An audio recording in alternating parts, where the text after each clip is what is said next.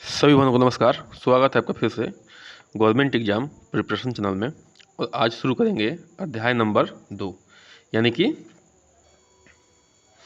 विवाह, परिवार, जाति, लिंग की असमानता, धर्म और भाषाएं। ठीक है, ये बहुत बड़ा चैप्टर है जिसको अंग्रेजी में बोलते हैं marriage, family, inequality of caste, gender, religion और लैंग्वेज। ठीक है, लेकिन आज हम डिस्कस करेंगे केवल विवाह को। ठीक है, विवाह चैप्टर को डिस्कस करेंगे इस सेशन में। यही सेशन जो है थोड़ा सा लंबा हो सकता है, लेकिन हम सारे टॉपिक जो है इस बुक के हिसाब से चलेंगे और बहुत ही अच्छी बुक है। ठीक है, चलिए शुरू करते हैं। इसके पहले जो है चैप्टर 1 जो है हम अपलोड कर चुके हैं, जाके देखिए, इसको सीखिए बहुत अच्छे से। थोड़ा उसमें तबीयत खराब थी, फिर भी हमने आप लोगों के लिए वो काम किया। ठीक है, चलिए। मनुष्य एक सामाजिक प्राणी है तथा सामाजिक संस्थाएं व्यक्ति की सामाजिक, आर्थिक, मनोवैज्ञानिक इत्यादि पक्षों के विकास में महत्वपूर्ण भूमिका का निर्वहन करता है। ठीक है, सामाजिक प्राणी का मतलब क्या है? वो समाज से जुड़ा हुआ है। ठीक है, वो सामाजिक संस्थाएं व्यक्ति के सामाजिक, आर्थिक, मनोवैज्ञानिक इत्यादि पक्षों के विकास में महत्वपूर्ण भूमिका का निर्वहन करता है। ठीक है, विवाह का उद्देश्य केवल यौन संतुष्टि ही नहीं होता है। ठीक है, यौन संतुष्टि के लिए लोग जब जब युवा होते हैं या किशोरावस्था में होते हैं, ठीक है, तो वो सोचते हैं कि यौन संतुष्टि के लिए ही शादी होता है, परंतु ऐसा नहीं है। कभी कभी तो यह केवल सामाजिक, सांस्कृतिक और आर्थिक उद्देश्यों की पूर्ति के लिए भी किया जाता है। ठीक है, देखिए इसमें बहुत कुछ होता है। ठीक है ना, अगर पहली बात तो है कि आपका वंश कैसे आगे बढ़ेगा अगर शादी नहीं होगी तो। दूसरी बात कि आपको बुढ़ापे में कौन देखेगा। फिर तीसरी बात कि आपके जो प्रॉपर्टी है उसके जो है वारिस कौन बनेगा। ठीक है, बहुत सारी चीज़ें हैं। ठीक है, और समाज को भी देखना है। अगर जो जिसकी शादी नहीं होती है उसको समाज जो है गलत तरीके से देखता है। फिर संस्कृति में है कि हमारी शादी करनी है। ठीक है, आर्थिक उद्देश्यों की पूर्ति बताई दिए हैं कि कौन वह जो है संभालेगा। ठीक है, तो इन सब चीज़ों को हम जो है इसलिए जो है शादी किया जाता है। और हम आगे जानेंगे शादी क्या क्या है, शादी की जो है किस तरह से लोगों ने परिभाषित किया है। तो आगे हम जानेंगे विवाह की परिभाषाएं। ठीक है, चलिए आगे बढ़ते हैं। विवाह की परिभाषाएं। ठीक है, कुछ ये आ गया। अब देखिए विवाह की परिभाषाएं निम्नलिखित हैं। हावेल्स के अनुसार विवाह एक सामाजिक आदर्श मानदंड की जटिलता है। ठीक है, मतलब क्या है? विवाह एक सामाजिक आदर्श है। ठीक है, समाज का आदर्श है, सामाजिक आदर्श मानदंड का जटिलता है। ठीक है, अब जटिलता कहिए, सरलता कहिए, लेकिन शादी तो करना ही है, क्योंकि अगर इस पृथ्वी को चलाना है, इस मानव जाति को आगे बढ़ाना है, तो शादी तो करना ही है। ठीक है, चलिए। मार्डॉक एक साथ रहते हुए नियमित यौन संबंध और आर्थिक सहयोग रखने को विवाह कहते हैं। ठीक है, मतलब जब पति पत्नी एक साथ रहते हैं, पति पत्नी एक घर में रहते हैं, ये पति पत्नी है एक घर में रहते हैं, और नियमित यौन संबंध, भाई ये तो शारीरिक संतुष्टि की प्राकृतिक चीज़ है। ठीक है, और आर्थिक सहयोग रखने का विवाह कहते हैं। मतलब आर्थिक सहयोग मतलब क्या? ये जो है एक दूसरे का किस तरह से सहयोग रखते हैं। मतलब ये जो है, अगर मान लीजिए कि जो इंडियन समाज की बात कर रहे हैं, पति क्या करने जाता है? काम करने जाता है। पत्नी क्या करती है? खाना बनाती है, घर की सफाई करती है, बच्चों की देख रेख करती है। अगर पति यही काम करेगा तो कमाएगा कब? तो क्या कर रही है पत्नी जो है, उसको सहायता कर रही है। और एक तरफ से देखा जाए तो पत्नी भी आर्थिक रूप से काम कर रही है। अगर वो नहीं रहती तो पति को कितना समस्या होती, वो काम ही नहीं कर पाता। जो लोग ऐसा सोचते हैं कि पत्नी कोई नहीं काम करती है, उनके लिए मैं कह रहा हूँ कि अगर पत्नी नहीं होती तो तुम काम ही नहीं कर पाते। ठीक है, चलिए। वेस्टर मार्क, विवाह की जड़ें परिवार में हैं, न कि परिवार की जड़ें विवाह में है। ठीक है, विवाह की जड़ें जो है परिवार में है, न कि परिवार की जड़ें विवाह में है। ठीक है, इन्होंने वेस्टरमार्क ने कहा है। बोगार्ड्स ने क्या कहा है कि विवाह स्त्री और पुरुष की पारिवारिक जीवन में प्रवेश कराने की संस्था है। ठीक है, विवाह एक ऐसी संस्था है जिसमें जो है एक परिवार है, एक ये परिवार है। तो मान लीजिए ये लड़के का परिवार है। ठीक है, तो स्त्री जो है यहाँ से आती है लड़के के घर। तो विवाह स्त्री और पुरुष की पारिवारिक जीवन में, तो ये क्या होता है, इनका एक अलग परिवार बनता है। ठीक है, मतलब कि, और वो क्या करते हैं, एक ऐसी संस्था बनाते हैं दोनों मिलके, जिसको हम क्या कहते हैं? परिवार कहते हैं। ठीक है, आगे बढ़ते हैं। वेस्टरमार्क के अनुसार विवाह एक या अधिक पुरुषों का एक या अधिक स्त्रियों के साथ होने वाला संबंध है। ठीक है, विवाह जो है एक या अधिक पुरुषों का एक या अधिक स्त्रियों के साथ होने वाला संबंध है। कहीं कहीं देखिए, कहीं कहीं जो है ना, एक पुरुष कई शादियाँ कर सकता है, ठीक है, होता है। जैसे वेस्ट इंडीज में होता है, एक पुरुष कई शादियाँ कर सकता है, जिसे प्रथा या कानून स्वीकृति प्रदान करती है। तो ये इन्होंने जो है पूरे वर्ल्ड वाइड लेवल पे ये विवाह का परिभाषा बताया है, ठीक है, पूरे वर्ल्ड वाइड लेवल पे, ठीक है ना। अब देखिए, कोई कह सकता है यार एक से अधिक लड़कियों से शादी करना गलत है, कोई एक लड़की अधिक अधिक लड़कों से शादी करना गलत है। देखिए ये सब वहाँ की संस्कृति पे डिपेंड करता है। किस पे? वहाँ की संस्कृति पे डिपेंड करता है कि वहाँ की संस्कृति कैसी है, ठीक है ना, कि वहाँ की संस्कृति कैसी है, वहाँ की कल्चर कैसा है, ठीक है, ये इस पर डिपेंड करता है। हाँ, इंडिया में बिल्कुल गलत है, क्योंकि इंडिया में तो कानूनी रूप से भी सही मान्यता नहीं है, और जो है समाज भी हमें क्या करता है, अलाउ नहीं करता है, ठीक है ना। चलिए आगे बढ़ते हैं। अब विवाह के उद्देश्य क्या है, ठीक है, विवाह के क्या उद्देश्य हैं? विवाह ही परिवार का आधारशिला है, और परिवार में ही बच्चों का सामाजिकरण एवं पालन पोषण होता है, ठीक है। विवाह क्या है? परिवार का आधारशिला है, ठीक है, बेस है, और परिवार में ही बच्चों का सामाजिकरण और पालन पोषण होता है। देखिए, जब परिवार में जब बच्चा जन्म लेता है तो वो हर चीज़ जो है परिवार से सीखता है। बच्चा कहाँ सीखता है? हर चीज़ जो है कहाँ सीखता है? परिवार से हर चीज़ सीखता है, ठीक है। और उसका पालन पोषण भी कहाँ होता है? परिवार में होता है। समाज की निरंतरता विवाह एवं परिवार से ही संभव है, ठीक है। समाज जो है परिवार परिवार परिवार परिवार जोड़ के बना हुआ है, ठीक है। आगे बढ़ते हैं। मैलिनोवस्की, इन्होंने विवाह के 3 उद्देश्य, प्राणी शास्त्रीय उद्देश्य, सांस्कृतिक उद्देश्य एवं मनोवैज्ञानिक उद्देश्य बताए हैं, ठीक है। मैलिनोवस्की ने उन्होंने विवाह के 3 उद्देश्य बताए हैं, कि प्राणी शास्त्रीय उद्देश्य है, सांस्कृतिक उद्देश्य है और मनोवैज्ञानिक उद्देश्य है। रॉबिन फॉक्स क्या कहते हैं? उन्होंने तीन उद्देश्य बताए हैं, कि वैध यौन संतुष्टि बताए हैं, संस्कृति की रक्षा बताए हैं और भावनात्मक संतुष्टि बताए हैं। देखिए, यौन संबंध तो है ही शादी में के उद्देश्य। संस्कृति का मतलब क्या है? देखिए, कोई भी संस्कृति है वहाँ पे जैसे शादी करना अलाउ है, ठीक है, चाहे वहाँ पे एक शादी किया जाए चाहे 2 शादी की जाए, उसकी रक्षा करना है। और भावनात्मक संतुष्टि का मतलब क्या है? आपको जो है एक ऐसा पार्टनर चाहिए जिस पे आप पूर्ण रूप से विश्वास कर सकें, चाहे आर्थिक रूप से हो चाहे भावनात्मक रूप से हो, ठीक है, कि आप उससे हर बात शेयर कर सकें, ठीक है, या सुख दुख में उसका साथ दे सकें या ले सकें, ठीक है। आगे बढ़ते हैं। मर्डॉक क्या कहते हैं? इन्होंने 250 समाजों के, एक मिनट थोड़ा सा नीचे करते हैं। मर्डॉक कहते हैं कि इन्होंने 250 समाज का तुलनात्मक अध्ययन करके विवाह के 3 उद्देश्य बताए हैं: यौन संतुष्टि, आर्थिक सहयोग एवं बच्चों की पालन पोषण का समाजीकरण, ठीक है। इन्होंने 250 समाजों का अध्ययन किया है, ठीक है। जैसे बताया ना कि आप जो है किसी को ये नहीं कर सकते इन्होंने ऐसी शादी की, इन्होंने 2 शादी क्यों की, इन्होंने 3 शादी क्यों की। ये सब समाज के संस्कृति पर डिपेंड करता है, वहाँ के सामाजिक वातावरण पर डिपेंड करता है। तो देखिए, ये क्या कहते हैं कि यौन संतुष्टि के लिए शादी होती है, आर्थिक सहयोग के लिए शादी होती है एवं बच्चों का पालन पोषण के लिए शादी होती है और सामाजिकरण के लिए शादी होती है। देखिए, जो भी हमारे ये दार्शनिक लोग हैं, चाहे समाजशास्त्री लोग हैं, ये क्या करते हैं? बहुत ही प्रयोग करते हैं। देखिए, उन्होंने यहाँ पे लिखा भी है, ऐसे किसी बात को लोग नहीं रखते हैं, और बहुत ही ये लोग क्या होते हैं, बहुत ही जिम्मेदारी से अपनी स्टेटमेंट को रखते हैं, और बहुत ही मतलब क्या बोलते हैं, समाज को एक दिशा में ले जाने के उद्देश्य से रखते हैं। ऐसा नहीं कि कुछ भी बोल दिया, ठीक है। चलिए, मजुमदार एवं मदान, इन्होंने 4 उद्देश्य रखे हैं, कि घर की स्थापना, जब 2 परिवार मिलकर जो है एक घर की अलग घर की स्थापना करते हैं, लैंगिक संबंधों में प्रवेश, ठीक है, प्रजनन एवं बच्चों का पालन पोषण बताए हैं, ठीक है। देखिए, अगर मिलता जुलता सबका एक ही जैसा, लेकिन हल्का हल्का डिफरेंस है, ठीक है। बस ये आपको एक निचोड़ रखना है। अगर ये आ जाएगा कि मर्डॉक के अनुसार ये उद्देश्य क्या है, ठीक है, तो थोड़ा सा एक आइडिया रखिए कि आप जो है उसको कई बार पढ़ के कि तुक्का भी मार सकें या एलिमिनेट भी कर सकें, ठीक है। आप उनके उद्देश्यों का वो रखिए, ठीक है। अच्छा, विवाह के प्रकार पे आते हैं। चलिए, विवाह के प्रकार क्या हैं? मानव समाज के विकास के साथ साथ विवाह के विभिन्न प्रकार भी अस्तित्व में आए हैं।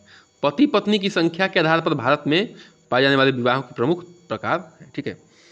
पति पत्नी की संख्या के आधार पर ये हो रही है। देखिए, पति पत्नी की संख्या मतलब कि किसी में एक पत्नी हो सकती है, किसी में 2 पत्नी हो सकती है, किसी में 2 पति हो सकता है, किसी में 4 पति हो सकता है। कहने का मतलब ये समझिए, ठीक है। चलिए, एक विवाह, ठीक है, एक विवाह क्या है? तो एक विवाह का वह स्वरूप है जिसमें किसी एक समूह में कोई भी पुरुष एक से अधिक स्त्रियों से विवाह नहीं कर सकता है, ठीक है। मतलब एक पुरुष जो है, एक विवाह की प्रथा हिंदू, खासी, संथाल और कादर जनजाति में पाई जाती है, ठीक है। इसमें हिंदू में, खासी में, संथाल में, कादर जनजाति में पाई जाती है। मतलब कि अगर एक पुरुष है तो एक ही स्त्री से शादी करेगा, एक ही स्त्री से शादी करेगा, ठीक है। एक ही स्त्री शादी करेगा, ठीक है। ये नहीं कि एक विवाह की बात हो रही है। तो ये किस में होता है? ये हिंदू में है, खासी में है, संथाल में है, कादर जनजाति में ये सब व्यवस्थाएं हैं। चलिए आगे बढ़ते हैं। अच्छा, एक विवाह के कारण क्या है? देखिए, एक विवाह के कारण क्या है? एक विवाह के निम्न कारण है। दाम्पत्य जीवन में दूसरों को अपना स्वीकार नहीं, ठीक है। दाम्पत्य जीवन में दूसरों का आना स्वीकार नहीं, मतलब एक से अधिक स्वीकार नहीं है भैया हमारे दाम्पत्य जीवन में, ठीक है। देखते हैं, उसको कहते हैं, गाना भी आ जाता है, अगर एक से अधिक जो है संबंध बनता है तो क्या होता है? बेवफा वाला मामला आ जाता है कि ये बेवफा हो गया। हाँ, हिंदी फिल्म में बहुत चर्चित शब्द है ये। पारिवारिक संघर्ष या तनाव से बचाव, ठीक है।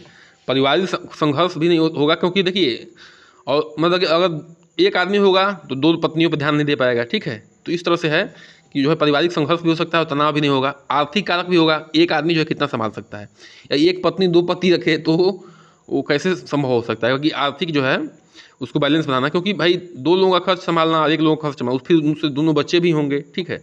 चलिए, समाज में स्त्री और पुरुषों की संख्या का समान होना, ठीक है। समाज में स्त्रियों और पुरुषों की संख्या का समान होना, ये भी इस तरह से होगा तो क्या होगा? समानता बनी रहेगी। क्यों? और सरकार भी क्या करेगी? लैंगिक अनुपात पे कि भाई समान रूप से बना रहे, उस पर काम करेगी, ठीक है ना। चलिए आगे बढ़ते हैं। अच्छा, एक विवाह से लाभ क्या है? बच्चों की संख्या में कमी होगी, ठीक है ना। पति पत्नी मानसिक तनाव व संघर्ष से दूर रहेंगे। स्त्री पुरुष की आपसी सहयोग बना रहता है और स्त्रियों की स्थिति ऊंची हो जाती है, ठीक है। देखिए, अगर कई स्त्रियों को एक आदमी रखेगा तो स्त्रियों का अस्तित्व जो है गिरेगा, और एक स्त्री रहेगी तो क्या होगा कि भैया एक ही है, इसको हर संभव बचा के रखना है, कैसे भी इसको चाहे जैसे भी खुश रहे, इसको खुश रखना है, ठीक है। तो क्या करना है? उसमें जो है स्त्री की स्थिति ऊंची हो जाती है और स्त्री पुरुष आपसी सहयोग बना रहता है, ठीक है। मानसिक तनाव और संघर्ष से दूर रहता है। क्यों? क्योंकि दो ही लोग होते हैं, बहुत लोग जाएंगे तो क्या होगा? मानसिक तनाव आ जाएगा और बच्चों की संख्या में कमी भी आ जाती है, ठीक है। आगे बढ़ते हैं, चलिए। एक विवाह के दोष, ठीक है। एक विवाह के क्या दोष हैं? देखिए, यौन संबंधों के छूट के अभाव में यौन अपराध में भी वृद्धि होती है।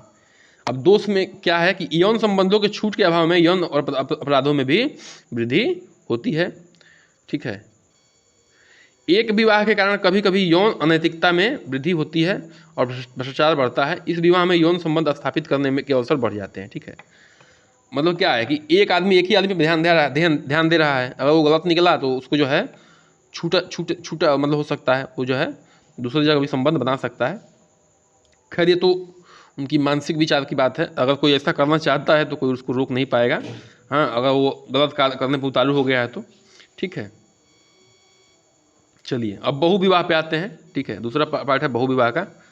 मार्डक ने 250 समाजों के अध्ययन करके पाया कि 50% से अधिक समाजों में बहु विवाह पाए जाते हैं, ठीक है। 50% से अधिक। देखिए, अभी हम लोग इंडिया में लग रहा है कि अरे पूरे विश्व में तो ये एकल विवाह ही होगा, एक ही विवाह होगा, लेकिन ये इनके मार्डक साहब के हिसाब से देखिए कितने मतलब ये लोग काम करते हैं। 250 समाज का अध्ययन किए हैं, मजाक नहीं है, ठीक है। अपने जीवन की बहुत बहुमूल्य पार्ट ये लोग जो है अध्ययन में गंवाते हैं, इनका हमें सम्मान करना चाहिए, ठीक है। 50% से अधिक जो है समाजों का मतलब अध्ययन करने के बाद पाए कि जो है अधिक की बात कर रहे हैं, कम की भी बात कर रहे हैं, कि बहु विवाह पाए जाते हैं। बहु विवाह ऐसा विवाह है जिसमें एक पुरुष या स्त्री एक से अधिक स्त्रियों या पुरुषों से शादी करते हैं। मतलब एक पुरुष जो है एक से अधिक स्त्री शादी कर सकता है, या एक स्त्री जो एक से अधिक पुरुष को शादी कर सकती है, साथ वैवाहिक संबंध स्थापित होता है, ठीक है। अब देखिए आगे बढ़ते हैं। बहु विवाह के प्रकार, ठीक है। तो बहुपति विवाह, मैकलेन इन्होंने सर्वप्रथम बहुपति एवं बहुपत्नी विवाह का उल्लेख किया है। इन्होंने, मैकलेन साहब की बात हो रही है, इन्होंने बहु विवाह में को तिब्बती प्रथा कहा है। क्या कहा है? तिब्बती प्रथा कहा है। इस विवाह में एक स्त्री एक समय में कई पुरुषों से विवाह करती है। तिब्बती प्रथा में क्या है, एक स्त्री जो है एक समय में कई पुरुषों से विवाह करती है। देखिए स्त्री अभी पीछे नहीं है, ठीक है। अब देखिए इस प्रकार का विवाह कश्मीर से, बहुपति विवाह की बात हो रही है ना, इस प्रकार का विवाह कश्मीर से असम तक का हिमालय क्षेत्रों में पाया जाता है। विशेषतः लौंडा, कोटा, खस, लद्दाखी, बोक्टा के साथ इरावन, मलाबार के नायर जनजाति आदि में पाया जाता है, ठीक है। अब देखिए बहुपति विवाह में क्या है कि एक पत्नी है वो बहुत पुरुषों से विवाह करती है, ठीक है, बहुत सारे पुरुषों से, पुरुष पुरुष पुरुष पुरुष। अब इसके इच्छा के ऊपर है कितने लोगों से कर लेती है, कितने लोगों से सेटल कर लेती है। अब देखिए ध्यान देने वाली बात यह है कि ये किस जनजाति में पाए जाते हैं, तो ये लौडा, कोटा, ये तमिलनाडु में है, खस, लद्दाखी, बोटा, इरावन, मलबार के नायर, ठीक है, जनजाति में ये सब पाया जाता है, ठीक है। अब देखिए ये इसको तिब्बती प्रथा भी कहते हैं, हिमालय के क्षेत्रों में पाया जाता है, खासतौर से जनजातियों में स्थित है ये है। देखिए अब बहुपति विवाह के दो रूप हैं, ठीक है, बहुपति विवाह के दो रूप हैं। पहला रूप है भ्रातृक बहुपति विवाह, जिसमें इसमें दो या दो से अधिक भाई मिलकर किसी एक स्त्री से विवाह करते हैं, ठीक है। और दो भाई रहेंगे, एक स्त्री से विवाह कर लेंगे, या सबसे बड़ा भाई जो है किसी स्त्री से विवाह करता है और अन्य भाई को स्वतः ही उस स्त्री का पति बन जाते हैं, ठीक है। एक भाई ने विवाह कर लिया, चलो भाई ये जो है अब सभी भाइयों की पत्नी हो गई, इसको भ्रातृक बहुपति विवाह कहते हैं, ठीक है। यह मुख्य रूप से कोटा में नायर जनजातियों में पाया जाता है, ठीक है ना। इसमें कोटा में और नायर जनजातियों में पाया जाता है। आगे बढ़ते हैं। अब दूसरे पॉइंट पे आते हैं कि ये अभ्रातृक विवाह बहुपति विवाह क्या है। इस प्रकार के विवाह में पति परस्पर भाई नहीं होते, ठीक है। इस प्रकार के विवाह में पति जो है अभ्रातृक लिखा है, भ्रातृ में भाई होता है, तो अब हो गया तो लगे भाई नहीं है। स्त्री बारी बारी से समान अवधि के लिए प्रत्येक पति के पास रहती है। बताइए यह प्रथा टोडा में पितृसत्तात्मक अभ्रातृक विवाह, ठीक है, नापर में मातृसत्तात्मक है, अभ्रातृक बहुपति विवाह है, ठीक है। इसमें क्या करती है पत्नी जो है समान अवधि के लिए, माने जैसे 6 महीने यहाँ रहेगी, 6 महीने वहाँ रहेगी। ये 3 पति हैं या 3 पति हैं तो 4 महीने यहाँ रहेगी, 4 महीने यहाँ रहेगी, 4 महीने यहाँ रहेगी, ठीक है। 3 पति हैं तो बहुत सिस्टम जो है अजीबोगरीब है, थोड़ा सोचने के लिए, ठीक है। लेकिन अब जो है तो समाज में चल रहा है तो चल रहा है, ठीक है। बस ये याद रखना है कि टोडा में पाया जाता है, नापर में पाया जाता है, ठीक ना, ये सब ध्यान रखना है। चलिए आगे बढ़ते हैं। अब संख्या के विवाह के आधार पर जो बांटा गया है उसमें अब ये है बहुपत्नी विवाह। क्या है बहुपत्नी विवाह? बहुपति विवाह तो हम लोग पढ़ चुके हैं, अब बहुपत्नी विवाह कहते हैं। एक समय से अधिक स्त्रियों से विवाह करने को बहुपत्नी विवाह कहते हैं, ठीक है। बहु माने क्या होता है? ज़्यादा पत्नी, माने पत्नी ज़्यादा पत्नी। ज़्यादा पत्नी कौन रखेगा? एक ही आदमी रखेगा, तभी तो ज़्यादा पत्नी होंगी। अच्छा, जो मुख्य रूप से 2 प्रकार की होती हैं। देखिए अब सीमित बहुपत्नी विवाह, इसमें स्त्रियों की संख्या सीमित होती है, मतलब कि फिक्स है कि इतना ही से करना है। और असीमित में बहुपत्नी विवाह जिसमें पत्नियों की संख्या जो है असीमित होती है, एक से बहुत अधिक, मतलब कि असीमित मतलब कि 2 से तो अधिक है, लेकिन अब कितना है इसका सीमा नहीं है, ठीक है। चलिए, और बहुपत्नी विवाह के कारण, ये क्या कारण है? अधिक पत्नियां का सामाजिक प्रतिष्ठा का सूचक माना जाता है। देखिए पहले के राजा महाराजा क्या करते थे? 365 रानियाँ, 1000 रानियाँ, 2000 रानियाँ, ये सब रखते थे, ठीक है। हाँ, 10,000 रानियाँ, 20,000 रानियाँ, तो क्या उनकी प्रतिष्ठा का वो सूचक था कि ये जो राजा साहब इतनी रानियाँ रखे हैं। तो ये भी समाज में अभी भी चल रहा है कई समाजों में कि हम जो है एक से अधिक पत्नी रखेंगे तो क्या होंगे, हम बहुत प्रतिष्ठा से माने जाएंगे, ठीक है। पुत्र का होना आवश्यक, ठीक है। कभी कभी क्या होता है कि एक पत्नी से जो है नहीं हो पाता है बच्चा, पत्नी में थोड़ा दिक्कत होती है, समस्या होती है, तो क्या करते हैं लोग दूसरी शादी कर लेते हैं। इस्लाम में एक साथ 4 स्त्रियों को रखने का प्रावधान है। अब देखिए ये धर्म में ही ये दे दिया गया है, तो लोग तो जागरूक होंगे कि भैया चलो कर लेते हैं, और कोई उनको मना भी नहीं करेगा। मतलब स्त्रियों में एक इस्लाम में क्या है कि आप 4 शादियाँ कर सकते हैं, इससे अधिक नहीं कर सकते, लेकिन 4 कर सकते हैं। अब बताइए, यह विवाह कुछ जनजातियों जैसे नागा, गोंड, बैगा तथा मध्य भारत के प्रोटो ऑस्ट्रेलाइड प्रजातियों में भी पाया जाता है बहुपत्नी विवाह, ठीक है। चलिए आगे बढ़ते हैं। इसके लाभ क्या हैं? देखिए बहुपत्नी विवाह के लाभ भी बता दिए लोग है, ठीक है।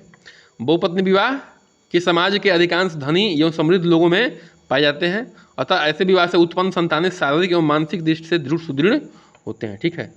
क्या ये बहुपत्नी विवाह किसमें पाए जाते हैं? अधिकांश रूप से धनी और समृद्ध लोगों में पाए जाते हैं। ऐसे विवाह से उत्पन्न संतानें शारीरिक एवं मानसिक दृष्टि से क्या होते हैं, सुदृढ़ होती हैं। ठीक है, अब ये सुदृढ़ क्यों होती हैं, देखिए ऐसा कहने का मतलब इनका ये है कि अगर ये अलग अलग समूहों में शादी करेंगे तो जीन्स चेंज होंगे, इसके हिसाब से इनकी बात कहने का मतलब है कि जो सुदृढ़ होंगे मानसिक रूप से। ठीक है, बहुपत्नी विवाह के कारण कामी पुरुष की यौन इच्छाओं की पूर्ति परिवार में ही पूरी हो जाती है। अच्छा, कोई कामी पुरुष है जिसका एक से जो है मन नहीं भरता है तो क्या होगा, उसके जो है परिवार में ही मन भर जाएगा, 3-4 शादियाँ कर लेगा तो दूसरी जगह जाने की जरूरत नहीं पड़ेगी, ऐसा ये कहना चाह रहे हैं। इसलिए समाज में भ्रष्टाचार और अनैतिकता की वृद्धि नहीं हो पाती है। ठीक है, चलिए, जो 4 शादियाँ करके भ्रष्टाचार किया है वो कम है, हाँ, मतलब जो है एक से अधिक शादी किया है उसकी बात हो रही है। अच्छा, बहुपत्नी विवाह की हानियाँ या दोष। ठीक है, बहुपत्नी की विवाह की हानियाँ या दोष क्या है, पुरुष द्वारा सभी पत्नियों का यौन संतुष्टि न कर पाने के कारण समाज में यौनाचार पनपता है। ठीक है, देखिए एक आदमी कितने जो है औरतों का यौन संतुष्टि कर सकता है, असंभव है। ठीक है ना, तो जो है इनकी तो इच्छा पूरी हो जा रही है, लेकिन उन औरतों का क्या, जिनका जो है नहीं पूरा हो पा रहा है, तो यौन जो है यौनाचार पनपता है। ठीक है, कई पत्नियों के कारण पति सबका देखभाल सही तरीके से नहीं कर पाता, नहीं कर पाएगा, बिल्कुल नहीं कर पाएगा, क्योंकि देखिए यौन संबंध अलग चीज़ है लेकिन प्रेम अलग चीज़ है। प्रेम क्या है, अलग चीज़ है। प्रेम में क्या होता है, सबको आपको समय देना पड़ता है, समय की जरूरत होती है। ठीक है, समय, टाइम। अब एक आदमी जब 5 पत्नियों से शादी करेगा तो कितना कितना समय देगा बताइए, उसी में उसको काम भी करना है। अरे काम नहीं करेगा तो जिलाएगा कैसे। जनसंख्या में वृद्धि बहुत हो जाती है, क्योंकि भाई 5 पत्नियां हैं। ठीक है ना। अच्छा, स्त्रियों के समय प्रायः झगड़ों का झगड़े में ही नष्ट होता है। ठीक है, क्या करती हैं, मतलब कि जब 5 लोग लड़के रहेंगे, 4 पत्नियां रहेंगी तो क्या करेंगी, समय जो है स्त्रियों का जो है इसमें होकर झगड़ा में ही नष्ट हो जाएगा। और विकास कब करेंगी। ठीक है, विकास करने के लिए भी काफ़ी समय होना चाहिए। विकास मतलब होता है काम। ठीक है, द्विपत्नी विवाह। ठीक है, तीसरे पाते हैं द्विपत्नी विवाह। ठीक है, ये सीमित विवाह में आ रहा है। ठीक है, इस प्रकार के विवाह में एक पुरुष एक साथ 2 पत्नियों को रखता है। साधारणतः पहली पत्नी के मायके चले जाने पर, अस्वस्थ रहने पर स्थिति में तथा ब्रह्मचर्य बाधित होने की स्थिति में दूसरा विवाह किया गया प्रदान की जाती है। ठीक है, इसमें क्या होता है कि मान लीजिए पत्नी बहुत बीमार रह रही है या उससे बच्चा नहीं हो रहा है और स्वस्थ रह रही है। ठीक है, तो इस स्थिति में जो है मतलब कि क्या होता है कि दूसरी विवाह करने की आज्ञा दे दी जाती है कि चलिए दूसरी शादी कर लिए। मैसूर की होलिया, मिडास तथा एस्किमो और आर्गन जनजाति में यह विवाह पाया जाता है। ठीक है, चलिए ये थोड़ा सा लॉजिकल सोच वाले विवाह हो रहे हैं यहाँ पे, थोड़ा सा लॉजिकल। ठीक है, कि मतलब अस्वस्थ रहने की स्थिति में, ब्रह्मचर्य बाधित होने की स्थिति में दूसरे विवाह की आज्ञा प्रदान की जा सकती है। ये होलिया, मिडास, एस्किन और आर्गन जनजातियों में यह विवाह पाया जाता है। चलिए आगे बढ़ते हैं। अच्छा, समूह विवाह क्या होता है। ठीक है, चौथा क्या है, समूह विवाह। इसमें पुरुषों की एक समूह महिलाओं के समूह से विवाह करता है। समूह का प्रत्येक पुरुष दूसरे समूह के प्रत्येक स्त्री के पति होता है। आप देखिए, ये एक समूह है, इसमें 20 लोग हैं, ये एक समूह है, इसमें 20 स्त्रियां हैं। अब इसमें प्रत्येक पुरुष इसकी प्रत्येक स्त्री की क्या है, पति है।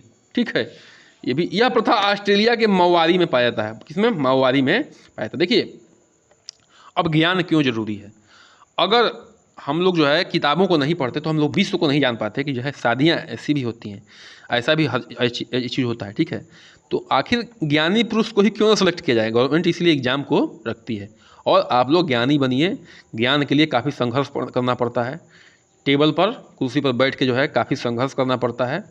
असली जो है एग्ज़ाम अभी होता है, वहाँ तो क्या होता है, वहाँ तो एग्ज़ाम बस आप एग्ज़ाम कितना पढ़ें वो देना होता है एग्ज़ाम हॉल में, इसकी बात कर रहे हैं। लेकिन असली तैयारी कहाँ होती है, जब घर पे होते हैं आप, जब इस समय की बात हो रही है, परीक्षा के पहले।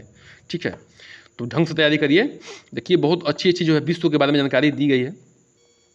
यह कुल सभी लड़कियों के दूसरे कुल की संपत्तियाँ समझी जाती हैं। ठीक है, एक कुल की जो है लड़कियाँ जो है सभी दूसरे कुल की लड़कियों को, मतलब इसकी बात हो रही है, पत्नी समझी जाएंगी। ये किसी के साथ जो है यौन संबंध बना सकता है। आगे बढ़ते हैं, विवाह के स्वरूप। ठीक है,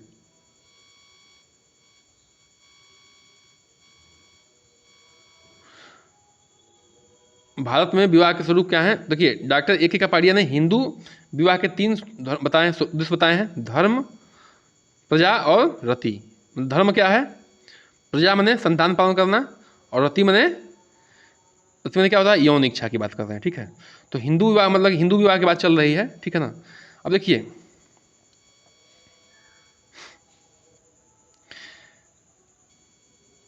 विवाह कन्या की स्त्री बनाने के लिए एक निश्चित क्रम से की जाने वाली अनेक विधियों से संपन्न होने वाला परिग्रहण संस्कार है। हिंदू विवाह यौन संबंधों को प्राथमिकता न देकर धार्मिक कृत्यों को महत्व देता है। ठीक है, हिंदू धर्म में क्या है, ये हिंदू धर्म की बात, हिंदू विवाह की बात हो रही है कि यौन संबंधों को प्राथमिकता न देकर इसमें धार्मिक कृत्यों में महत्व होता है। हिंदू विवाह संस्कार के रूप में हिंदू जीवन को स्थायित्व प्रदान करता है। ठीक है, हिंदू विवाह कहता है कि आप जो है एक संस्कार के रूप में जो है हिंदू जीवन को क्या करते हैं, स्थायित्व प्रदान करते हैं। पीएन प्रभु ने हिंदू विवाह को एक धार्मिक संस्कार माना है। ठीक है, देखिए धार्मिक संस्कार माना है। और शायद आप लोग देखते होंगे जब शादियाँ होती हैं तो किसकी पूजा होती है, गणपति देव की पूजा होती है। ठीक है, सबसे पहले तो ये भगवान के सामने सब किया जाता है, भगवान की मतलब कि साक्षी मान के सब किया जाता है, अग्नि देवता को साक्षी मान किया जाता है। तो इसको क्या माना है कि हिंदू विवाह क्या है, एक संस्कार का विवाह है। ठीक है, और एक संस्कार है, एक परंपरा है, एक धार्मिकता है। ठीक है, चलिए हिंदू विवाह के उद्देश्य क्या है, तो हिंदू विवाह के 3 उद्देश्य उन्होंने दिया है। धर्म हिंदुओं में विवाह का सबसे प्रमुख उद्देश्य धार्मिक कर्तव्य का पालन करना है। ठीक है, हिंदू धर्म में विवाह करने का मुख्य उद्देश्य क्या है कि धार्मिक कर्तव्य का पालन करिए। सभी धार्मिक कार्यों के निष्पादन के लिए पति और पत्नी एक साथ भाग लेने की आवश्यकता। देखिए दिया है कि कोई भी धार्मिक अनुष्ठान होगा उसमें पति अकेले नहीं बैठेगा, अगर पत्नी जीवित है तो वह पत्नी को लेके ही बैठेगा। ठीक है, ये हिंदू धर्म की बात हो रही है। प्रजा विवाह दूसरे उद्देश्य से पितृ ऋण चुकाना है। ठीक है, प्रजा विवाह का मतलब है कि अगर पिता ने ऋण ले लिया है, ठीक है, अपने जीवन में ऋण लेके कोई काम किया है तो पुत्र जो है उसको क्या करेगा, चुकाएगा। हिंदू धर्म जो है, हिंदू धर्म के अनुसार प्रत्येक व्यक्ति को 3 प्रकार के ऋण चुकाने पड़ सकते हैं, देव ऋण, ऋषि ऋण और पितृ ऋण। ठीक है, देव ऋण, ऋषि ऋण और पितृ ऋण। पितृ ऋण के बारे में जाना गया, पिता का ऋण, देव ऋण और ऋषि ऋण बताएंगे आपको। ठीक है, अभी चलिए आगे पढ़ते हैं। रति हिंदू विवाह का तीसरा उद्देश्य रति या आनंद लेना, मतलब यौन सुख की बात हो रही है। विवाह यौन संतुष्टि व काम वासना का भी साधन है। ठीक है, यद्यपि यौन संतुष्टि हिंदू विवाह का उद्देश्य माना गया है, परंतु फिर भी धार्मिक संस्कार के नाते इस सबसे निश्चित स्थान पर रखा गया है। ठीक है, अब देखिए ये तो यौन सुख तो चाहिए ही कि हर इंसान को, ये प्राकृतिक चीज़ है, नेचुरल चीज़ है, लेकिन जब इसको धर्म से जोड़ा गया है तो इसको जो है सबसे निचले स्तर पर रखा गया कि हम जो है शादी यौन सुख के लिए कर रहे हैं। ठीक है, धार्मिक संस्कार को निभाने के लिए नहीं कर रहे हैं। लेकिन हिंदू धर्म में क्या दिया गया कि हिंदू धर्म में दिया गया कि पति जो है कोई भी धार्मिक संस्थान करेगा तो किसके साथ करेगा, पति करेगा, तो वह जो है पत्नी के साथ बैठ के कोई भी धार्मिक अनुष्ठान को करेगा, इसलिए वह शादी कर रहा है। ये नहीं कि वह यौन संबंध को बनाने के लिए कर रहा है या यौन संबंध को बनाने के लिए कर रहा है, तो वह सबसे निचले पायदान पर रखा गया है। ठीक है, अब देखिए हिंदू विवाह के प्रकार की बात हो रही है। ब्रह्म विवाह, ठीक है, इस विवाह में पिता अपनी पुत्री के लिए सुयोग्य वर तलाश कर विवाह करता है। इस विवाह में पिता अपनी पुत्री के लिए क्या करता है, सुयोग्य वर को तलाशता है। आजकल जनरली शादियाँ ऐसी हो रही हैं ब्रह्म विवाह की तरह। दैव विवाह में क्या हो रहा है, इस विवाह में पिता अपने पुत्र को उस पुरोहित को दान कर देता है जो निर्धारित यज्ञ के संपन्न करा देता है। ये पुत्र नहीं होगा, ये पुत्री होगा। ठीक है, मतलब दैव विवाह में क्या होगा कि जो यज्ञ संपन्न कराता है उसको पिता जो है पुत्री सौंप देता है। आजकल ऐसा नहीं हो रहा है, लेकिन इसके बारे में जानना जरूरी है। ठीक है, आर्ष विवाह क्या है, जब विवाह के लिए इच्छुक ऋषि द्वारा कन्या के पिता को एक जोड़ा बैल और एक गाय दिया जाए तब यह विवाह संपन्न हो जाता है। ठीक है, आर्ष विवाह में है कि अगर कोई ऋषि विवाह करना चाहता है तो क्या करेगा, कन्या के पिता को क्या कर देगा, एक जोड़ा बैल दे देगा और एक गाय दे देगा। ठीक है, तो क्या हो जाएगा, वो विवाह को मान ले जाएगा और विवाह जो है ऋषि मुनि की पत्नी हो जाएगी वो। ठीक है, आगे बढ़ते हैं। प्रजापात्य विवाह, ठीक है, प्रजापात्य विवाह क्या है, इसमें कन्या के पिता द्वारा वर वधू को आशीर्वाद दिया जाता है। ठीक है, इसमें कन्या के पति द्वारा क्या किया जाता है, वर वधू को आशीर्वाद दिया जाता है। ये प्रजापत्य विवाह हो गया। असुर विवाह क्या है, इसमें कन्या के पिता कन्या के मूल्य को लेकर विवाह करते हैं। देखिए ये क्या करते हैं, मतलब कि कन्या के जो पिता होते हैं अपनी कहने का मतलब कि अपनी बेटी को बेच देते हैं, सीधी सी बात है। गंधर्व विवाह में क्या होता है कि यह विवाह यह प्रेम विवाह है जो आजकल देखने को मिलता है। ठीक है ना, प्रेम विवाह, लव मैरिज। ठीक है, अच्छा राक्षस विवाह क्या है, युद्ध में स्त्री का हरण करके जब उसमें विवाह किया जाता है तब वह राक्षस विवाह कहलाता है। पहले बहुत होता था, क्या करते थे कि एक राजा जीतने के बाद जो है दूसरे राजा की पत्नी को क्या कर लेते थे, रख लेते थे। ठीक है, शादी कर लेते थे ज़बरदस्ती, अगर बहुत सुंदर रहती थी तो। पैशाच विवाह क्या है, लड़की की सहमति के बिना जो है बलपूर्वक कृत्य करके के बाद उससे विवाह करना पैशाची विवाह। मतलब कि आप जो है बलात्कार कर दिए, बलात्कार करने के बाद जो है समाज या कानून ने आपसे क्या किया, जबरदस्ती विवाह करा दिया, तो उसको क्या कहेंगे, पैशाची विवाह। देखिए लड़की का तो मन है नहीं, क्योंकि आपने बलात्कार किया है, और अब बलात्कार हो गया तो क्या है, उसकी तो इज्जत समाज में गिर गई। जब समाज में गिर गई तो अब उसको मजबूरी में शादी करना पड़ा, तो उसको क्या कहेंगे, पैशाची विवाह कहेंगे। ठीक है, ऐसी चीज़ों का हम घोर निंदा करते हैं। चलिए आगे बढ़ते हैं। मुस्लिम विवाह पे आते हैं। हिंदू विवाह सब खत्म हो गया है। ठीक है, एक एक चीज़ है जाके दोबारा देखिए, सुनिए, इंजॉय करिए और ढंग से सीखिए। ठीक है, थोड़ा सा रुक के सीखिए, पढ़ लीजिए, फिर हम जो एक्सप्लेन कर रहे हैं उसको भी सुनिए। ठीक है, मुस्लिम समाज में विवाह का एक समझौता माना गया है। क्या माना गया, समझौता। देखिए ध्यान रखिएगा, हिंदू विवाह क्या था, एक धार्मिक अनुष्ठान था। अब मुस्लिम विवाह में क्या है, समाज विवाह में क्या है, एक समझौता है। प्राचीन अरब समाज में विवाह बहुत ही अव्यवस्थित था। ठीक है, ये देखिए जो मुस्लिम धर्म आया है, ये कहाँ से आया हुआ है, अरब देश से आया हुआ है। ठीक है, सऊदी अरब की बात हो रही है। वहाँ विवाह का सिस्टम अव्यवस्थित था। तो देखिए अब जब वहाँ से आया हुआ है तो कल्चर भी तो वहाँ से आएगा, चाहे वो इंडिया हो चाहे किसी भी कंट्री की बात कर रहा हूँ। ठीक है, तो उसी कल्चर के हिसाब से जो चलते हैं लोग यहाँ के। ठीक है, यहाँ के मुस्लिम हो चाहे जहाँ के मुस्लिम हो, स्त्रियाँ स्वतंत्र रूप से अपने लिए पति चुनती थीं, और इस विवाह को भी बिना विवाह कहा जाता था। ठीक है, स्त्रियाँ जो है स्वतंत्र रूप से अपने पति को चुन लेती थीं, और इसको क्या कहते थे, बिना विवाह कहते थे। आगे बढ़ते हैं। कपाड़िया। ठीक है, कपाड़िया क्या है, कपाड़िया के हिसाब से इस्लाम विवाह एक अनुबंध है। ठीक है, अनुबंध मतलब वही समझौता है। इसमें दो साथियों के हस्ताक्षर होते हैं। इस अनुबंध का प्रतिफल मेहर वधू को भेंट किया जाता है। देखिए मेहर क्या होता है कि मेहर में एक जो हम लोग हिंदू धर्म में दहेज कहते हैं, जो देंगे उसमें क्या होगा कि इसमें लिखा जाएगा कि यहाँ पे शादी में इतनी खर्च हुआ। ठीक है, इतना दहेज, इतना इनको दहेज दिया गया। अगर शादी भविष्य में टूटती है तो वर पक्ष को जो है ये सब सारे जो है लौटाने पड़ते हैं। ठीक है, आगे बढ़ते हैं। अमीर अली के साहब क्या कहते हैं कि मुस्लिम विवाह एक संविदा है। संविदा माने वही समझौता है, जिसमें न तो पुरोहित की और न ही किसी कर्मकांड की आवश्यकता होती है। ठीक है, इसमें पुरोहित और कर्मकांड की आवश्यकता नहीं है। एक समझौता होता है कि हाँ हमको भी कबूल है, आपको भी कबूल है, शादी हो जाती है। लेकिन अब जो है वहाँ भी एक स्ट्रिक्टनेस आ गया है। ठीक है, चाहे हिंदू धर्म को देखते हुए, इंडियन समाज की बात कर रहा हूँ। ठीक है ना, कि आप जो है इतनी आसानी से आप दूसरी संबंध नहीं बना सकते हैं, एक से एक ही शादियाँ भी हो रही हैं। ठीक है ना। चलिए मुस्लिम विवाह के प्रकार, मुस्लिम विवाह के क्या प्रकार हैं। ठीक है, तो निकाह क्या है, निकाह यह सबसे अधिक स्वीकृति मान्यता प्राप्त विवाह है। यह विवाह पति पत्नी दोनों की स्वीकृति से होती है। देखिए दोनों लोग क्या कहते हैं, कबूल है, वो भी कहते हैं कबूल है, कहते हैं ना, तो दोनों की स्वीकृति होती है। यह शिया और सुन्नी दोनों संप्रदायों में प्रचलित है, और इसकी प्रकृति अस्थाई होता है। ठीक है, इसकी प्रकृति क्या है, अस्थाई होता है, कि आप पति और पत्नी बन गए हैं बिल्कुल। जैसे अब इसमें जो है इस अस्थायित्व से निकलने की बहुत कम चांस है, जब तलाक होगा तभी निकलेंगे। ठीक है, अच्छा मुताह विवाह क्या है, यह अस्थायी विवाह क्या है, अस्थायी विवाह है। मुताह विवाह एक निश्चित समय तक ही होता है, समय पूरा होने पर इसे रद्द समझा जाता है। इसके द्वारा उत्पन्न संतान वैध और पिता की संपत्ति के अधिकारी होते हैं, लेकिन पत्नियों के किसी प्रकार के अधिकारी नहीं होता। ठीक है, मुताह विवाह में क्या है कि अरे भैया हम आपसे 10 वर्ष की शादी कर रहे हैं, 10 वर्ष की, लेकिन अगर 10 वर्ष में बच्चा पैदा हो गया, एक बात कर, 10 वर्ष में बच्चा पैदा हो गया तो वो पिता के धन का तो वारिस होगा, लेकिन पत्नी पे आपका अधिकार नहीं रहेगा। पत्नी पर कोई अधिकार नहीं। ठीक है, कोई अधिकार नहीं रहेगा। ठीक है, पत्नी पर कोई अधिकार नहीं रहेगा। ठीक है, चलिए आगे बढ़ते हैं।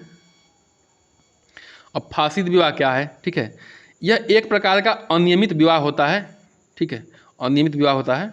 निकाह में जब आवश्यक शर्तों की कमी होती है तब वह फासिद विवाह मान लिया जाता है। ठीक है, जब निकाह में आवश्यक शर्तों की जब कमी हो जाती है तो क्या माना जाता है, फासिद विवाह। जैसे कोई मुस्लिम युवक 5वीं स्त्री या किसी मूर्ति पूजक स्त्री के बिना गवाहों की स्थिति में वह विवाह कर ले तो ऐसे विवाह को फासिद विवाह कहते हैं। ठीक है, मतलब बिना गवाह के वह शादी कर रहा है और 5वीं स्त्री से शादी कर रहा है। देख, क्योंकि मुस्लिम धर्म में कितने विवाह ही लागू हैं, 4 ही विवाह लागू हैं। ठीक है, तो ऐसे विवाह क्या कहेंगे, फासिद विवाह कहेंगे। ठीक है, यह अनियमित विवाह के अंतर्गत आता है। अच्छा, मुस्लिम विवाह में मेहर क्या होता है, बहुत इंपॉर्टेंट चीज़ है परीक्षा की दृष्टि से। मेहर मुस्लिम समाज में समझौते का एक अस्थायी प्रतिफल है। ठीक है, क्या है, अस्थायी प्रतिफल है। निकाह का प्रस्ताव लड़के की ओर से जाता है और लड़की इस प्रस्ताव को स्वेच्छा से अनुमति देती है। लड़की की स्वीकृति से के प्रतिफल के रूप में लड़के की ओर से मेहर दिया जाता है। क्या देता है, मेहर दिया जाता है। ठीक है ना, माने कि लड़का जो है उसको कुछ पैसा रुपया जो भी देगा, लड़की जब तक इच्छा नहीं जाहिर करेगी हम इनसे शादी करेंगे, तब तक ये शादी नहीं हो सकती है। ठीक है, अच्छा, मेहर के प्रकार क्या हैं, तो मेहर के प्रकार हैं, मेहर के प्रकार निम्न हैं। निश्चित मेहर, निश्चित मेहर वो होता है जो पति एवं पत्नी के मध्य तब तय होता है। ठीक है, निश्चित मेहर क्या होता है, जो पति और पत्नी के मध्य तय होता है। यह राशि विवाह के पूर्व, विवाह के समय, कभी कभी विवाह के बाद भी दी जाती है। मेहर की राशि मात्रा निश्चित नहीं होती, यह पति के आर्थिक स्थिति पर, तो तय करने वालों की इच्छा पर निर्भर करता है। ठीक है, पति का आर्थिक स्थिति कैसा है, ठीक है, और उसकी मतलब ये और तय करने वाले की इच्छा, जो भी तय करते हैं कि मेहर इतना होना चाहिए, मेहर उतना होना चाहिए। ठीक है, उस हिसाब से तय की जाती है। आगे बढ़ते हैं।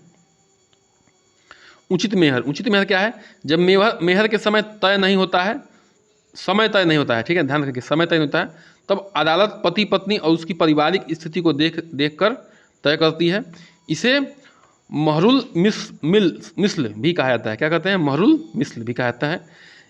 इस समय अदालत यह देखती है कि उसकी अन्य बहनों को क्या मेहर मिलता है। ठीक है, तो उसके हिसाब से जो है उसको उसका भी मेहर तय किया जाता है कि अन्य बहनों को क्या मेहर मिला है, उस हिसाब से उसको तय कर दिया जाता है।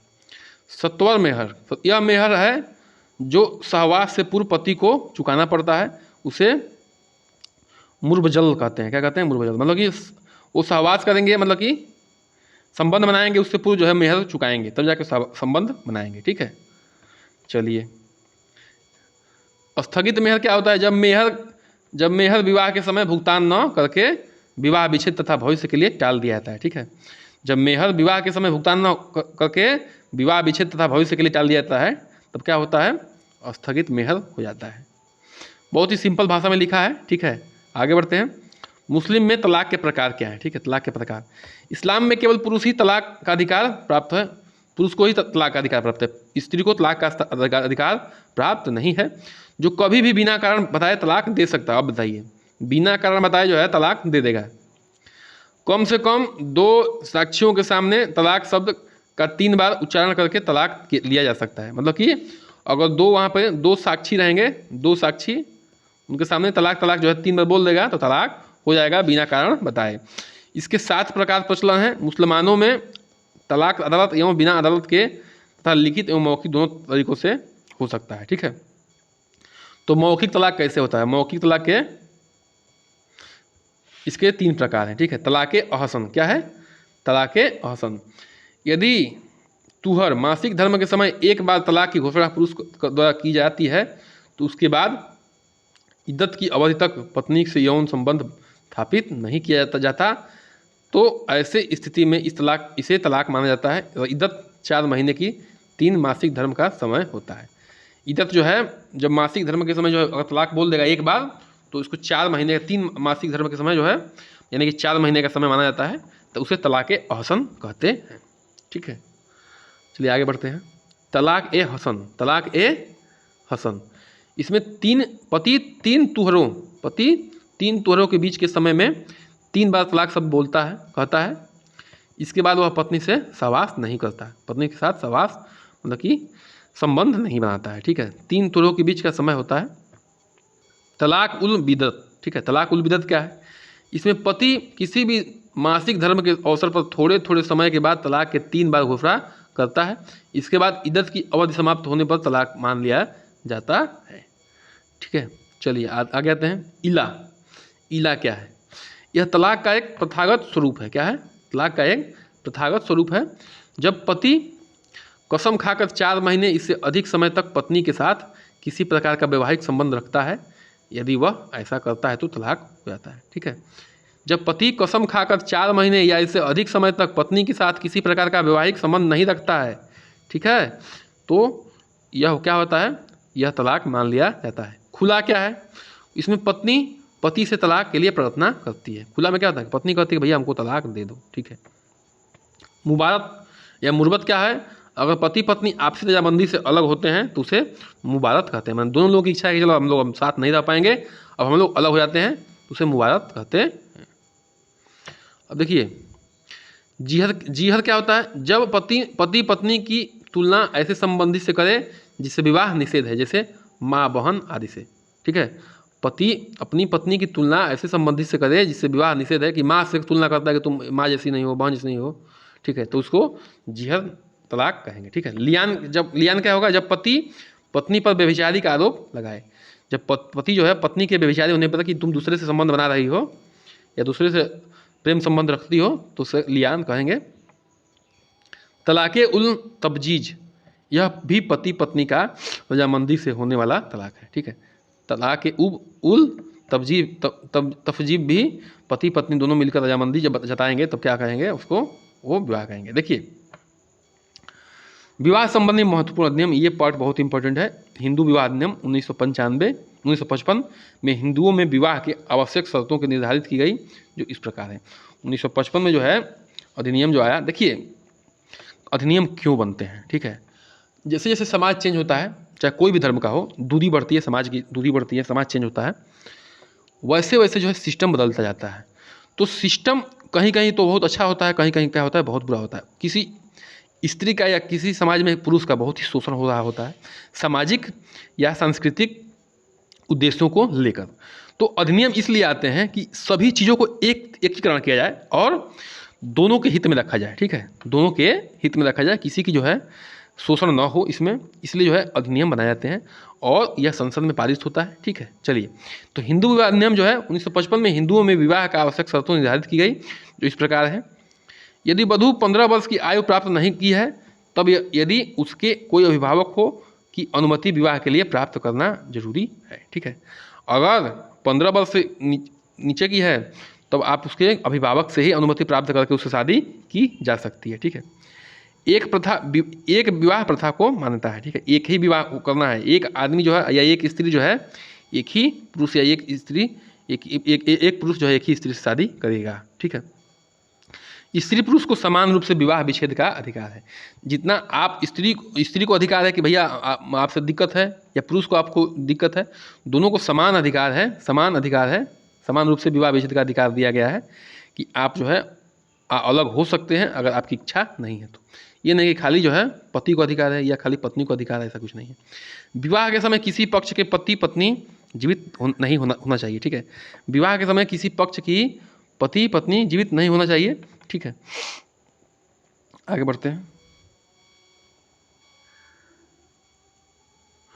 विवाह की आयु में 1976 में संशोधन कर वर की आयु 21 वर्ष और कन्या की आयु जो है 1976 में संशोधन किया गया, कन्या की आयु जो है 18 वर्ष कर दी गई थी। ठीक है, वहाँ पे 15 वर्ष लिखा था, तो वहाँ उस समय 15 वर्ष लड़की की आई थी, 1955 की बात हो रही थी। तो लेकिन जब 1976 में संशोधन हुआ तो क्या हुआ, उसमें लड़के की आयु कितनी हो गई? 21 वर्ष, लड़की की आयु कितनी हो गई? 18 वर्ष।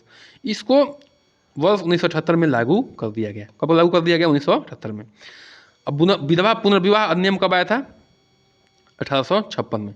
इसके अंतर्गत सभी जातियों के विधवाओं को पुनः विवाह करने का अधिकार है। ठीक है, पहले विधवाओं का इतनी समस्या होती थी, समाज में जीना हराम होता था, जबकि उस बेचारी का क्या गलती है? उसका पति मर गया, तो मरना जीना तो आपके हाथ में है नहीं। ठीक है, तो यह जो है ईश्वर चंद्र विद्यासागर को हम ऐसे महान पुरुषों को धन्य मतलब कि नमन करते हैं, धन्यवाद देते हैं, जहाँ भी हों उनकी आत्मा को भगवान जो है शांति दे।